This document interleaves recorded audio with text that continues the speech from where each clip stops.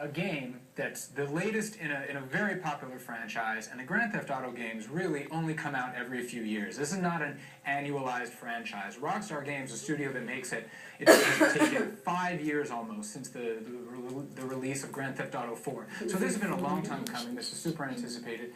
Not only that, this is the biggest Grand Theft Auto game that we've seen so far. This is thanks to, of course, technological advancements, so the in-game world is as big as the entire LA metropolitan area, essentially. You can play in the city, you can play in the suburbs, you can play in the foothills and mountains surrounding the city. This is an absolutely vast in-game experience for people. And, of course, being an open-world game, as they call it, you can do whatever you want to do. What does that mean, by the way? Open world? It just means the world is open. It's not the most indirect way to phrase it. Other people call it a sandbox game. Okay. Basically, the entire world of the game, rather than tasking you to go through in this very linear sense, it lets you just kind of play the way you want to play. Okay, to maybe wander around in the sandbox, proverbial sandbox here. What about, exactly. I put the question onto Twitter just saying, hey, what do you love about this game so much? And the word I kept seeing over and over is escapism. Doing things in this one sort of alternate reality that you could never get away with in real life.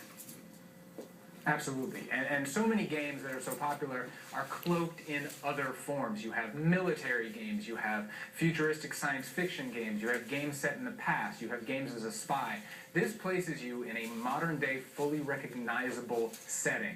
And there's really this release valve that's in it. It lets you play with this kind of unrestrained id and do what you want without consequence. And because it looks like the world you live in, there's something just much more visceral about that connection. And I just want to read a quote from the New York Times. I was trying to read about, reviews on the game, right? So somebody writes about the role of women. For all that the game does right, it has a genuinely problematic aspect that is not its enthusiasm for violence or sex, but its lack of interest in women is something other than lustful airheads. One of the young women in the game, not oversexed and underread, is sucked into a jet turbine. So you have these airhead women, the N-word is all over this, bong rips, you have, prostitutes, strip clubs. At the same time, the Supreme Court basically protected, video games 2 years ago. So are the critics not quite as loud anymore?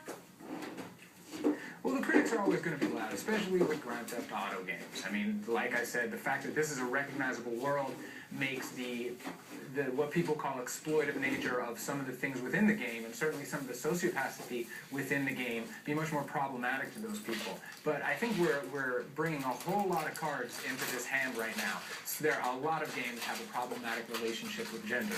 No denying that. Grand Theft Auto was one of those. You have underwritten characters that meet an untimely demise. Again, this can be expanded to a lot of the video games that are on the marketplace today.